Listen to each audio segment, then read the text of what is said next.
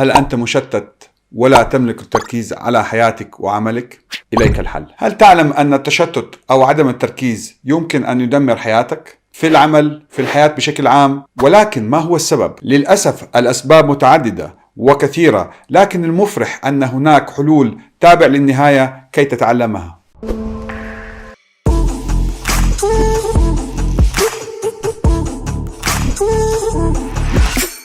في البداية يجب أن نعلم أن أكثر من 70% من الناس في العالم الحديث، طبعا هناك سبب لماذا العالم الحديث، حسب الدراسات يعاني بنسبة ما من التشتت وعدم التركيز، وهو مرض عصر التكنولوجيا وفيضان المعلومات من أجهزة تعيش معنا 24 ساعة 7 أيام في الأسبوع 365 يوم في السنة. وأول 50 سنة من شبابك وأهم سنوات لبناء نفسك إنه مرض يسرق عمرك بدون أن تحس به. أولا لنفهم حالة عدم التركيز أو التشتت. وطبعا عدم التركيز يترافق في أغلب الأحيان مع التشتت. هي حالة ذهنية تمنع الشخص من التركيز على عمل أو واجب ضروري ومهم وإيجابي، وبذلك يمنع أو يخفض بشكل كبير الشخص من الاستفادة من وقته أو الوصول إلى أهدافه، ويفقد الشخص أحد أثمن الأمور في الحياة وهو الوقت، وربما بسببه لا تصل إلى أحلامك وطموحك في الحياة، ربما أبدا. لكن المفرح الحمد لله أن هنالك حلول، ولكن فقط إذا حاولت بجهد وبجدية سوف تشفي نفسك من هذا المرض الخطير. الخطوة الأولى نبدأ بالتشخيص وفهم الحالة. أولا استشر طبيبا إن أمكن لتشخيص حالة التشتت وعدم التركيز كمرض عضوي أم لا، وهي حالات قليلة نسبيا وقابلة للعلاج. ثانيا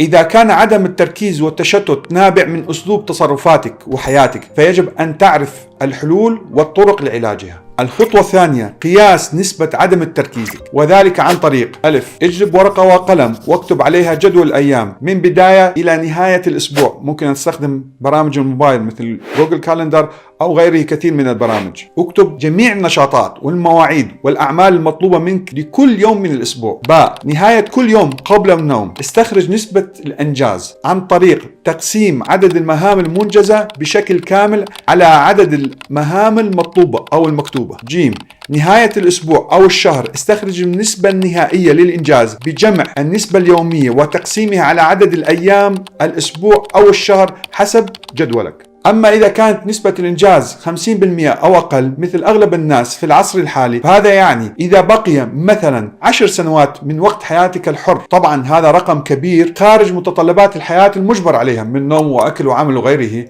بال50% نسبة الإنجاز فقط، يعني سرق من حياتك 5 سنوات من 10 سنوات، كأنك قضيتها في السجن أو مستشفى لا سمح الله. لذلك الموضوع خطير. طبعا ممكن بدون جدول أن تفحص نفسك من خلال مؤشرات، منها طبعا بنسب متعددة وتقريبية، هو الشعور بالملل، يعني أن هناك مهام ولكن نسيتها أو فقدت الرغبة أو الشغف، لأن الحياة أقصر دائما من كمية المهام والأهداف التي يمكن الوصول لها. سوء الرعاية الذاتية، لا تهتم بنظافتك أو مواعيدك أو متابعة المحاضرة بانتباه. الأرق، أحد المؤشرات المهمة، وجود اضطراب نقص الانتباه مع فرط النشاط ADHD خاصة للأطفال بشكل خاص. الاكتئاب والقلق بشكل عام، اضطرابات بالمزاج، الإدمان على شيء ما. والآن نأتي للحلول، وهي في 11 نقطة حاول الالتزام بجميعها. في البداية اجلب ورقة كبيرة واكتب جميع النقاط التي سوف تذكر، وعمل أكثر من نسخة للورقة ووضعها أمام العين بشكل بارز في غرفة النوم أو حتى في الحمام أو السيارة، بحيث تراها على الأقل في أهم 3 إلى 4 مواقع تكون فيها يوميا بخط واضح وكبير، ومن ثم كتابة القرارات عليها. القرار الأول، قرار الابتعاد عن أحد أهم المشتتات في عصرنا، وهو الموبايل، التلفزيون، جلسات المقاهي أو لعب الورق، أو أي جلسة تزيد عن ساعة بلا هدف واضح ومفيد. القرار الثاني، كتابة أهم 5 مشتتات في حياتك ووضع وقت محدد لها إن كنت لا تستطيع تركها في خطوة واحدة، وإن أمكن ورقة حمراء عليها تحدد الوقت لها مثل التلفزيون أو الموبايل. وطبعا ممكن استخدام برامج موجودة على الموبايل التي تحدد لك وقت الاستخدام لكل فقرة من هذه الفقرات ممكن أن تستفاد منها. القرار الثالث: تحديد ساعة في الصباح وساعة بعد الظهر وساعة في المساء تكون فيها لوحدك غير قابل للاتصال بك، تتأمل بها أو تصلي بها بهدوء أو تكتب بها خططك أو تأملاتك أو يومياتك. طبعا لا توجد معك أي أجهزة إلكترونية أبدا. القرار الرابع: تحدد وقت للرياضة، مشي سريع أو أي رياضة سهلة ممكنة من البيت لتنظيم الهرمونات والسكر في الدم وتنشيط الدورة الدموية لتساعدك على الاسترخاء وفي نفس الوقت النشاط المتحكم به والنوم بلا أرق. القرار الخامس: تعلن للجميع أنك دخلت في وضع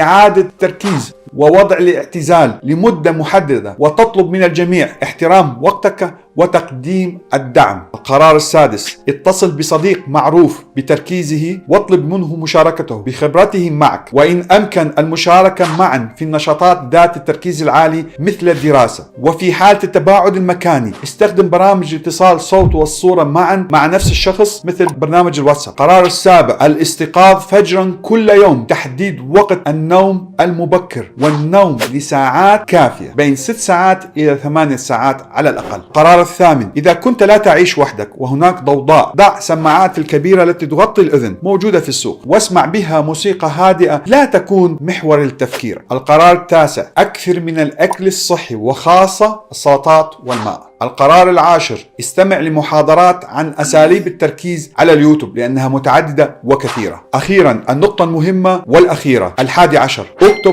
قائمة أهداف حياتك على المدى القصير والمدى البعيد، وضع نسخة في كل مكان تتواجد به أمام عينيك. ومع الوقت والالتزام والانضباط والتدرج بالخطوات خلال فترة شهر إلى سنة، لا تستعجل، حسب الحالة سوف تتغير حياتك وتشفى من مرض خطير يسرق عمر وأيام الملايين من البشر بشكل عبثي. لذا خلال التاريخ هناك الملايين من البشر عاشوا سنين طويلة ولكن طواهم النسيان، وأناس عاشوا سنوات قليلة ولكن بصمتهم في تاريخ البشرية حية للحظة الحالية. ولذلك من أهم 100 شخصية في تاريخ البشرية استطاعوا خلال سنوات مركزة قليلة أنجزوا ما لم ينجزوه الآخرين بمئات السنين، مثل نبي الإسلام محمد صلى الله عليه وسلم، صاحب أكبر بصمة على تاريخ البشرية حسب موقع إنسيكلوبيديا. فترة نبوته كانت تقريبا فقط 23 سنة. وأيضا عيسى عليه السلام تقريبا 33 سنة فقط حسب نفس الموقع. والإسكندر الأكبر العظيم الذي تغلب على أكبر إمبراطوريات ونصف أراضي العالم القديم عاش فقط 32 سنة. لذلك التركيز وعدم التشتت من أهم عوامل النجاح والسعادة في الحياة. وكما قيل: ليست العبرة بعدد السنين التي عشتها ولكن بكمية ونوع الأعمال الإيجابية في سنين حياتك. ومن الله التوفيق. سلام.